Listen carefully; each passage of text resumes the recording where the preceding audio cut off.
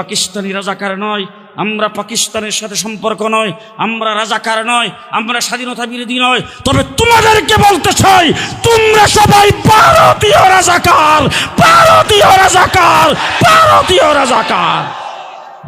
আজকে যাদেরকে পাকিস্তানি রাজাকার বলেছ, তাদের জন্য বাংলাদেশের স্বাধীনতা হুমকির সম্মুখীন নয়, বাংলাদেশের মানুষ হুমকির সম্মুখীন নয়, বাংলাদেশের কোনো কিছু হুমকির সম্মুখীন নয়।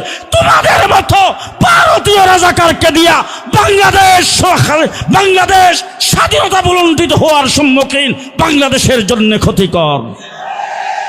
ঠিক কিনা বলেন? ঠিক কিনা বলেন? ইসলাম বিদ্বেষী ছিল, আলেম উলামা একরামের বিদ্বেষী ছিল। পাখির মতো গুলি করে আলেম উলামা একরামকে শাপলা চত্বরে হত্যা করেছেন।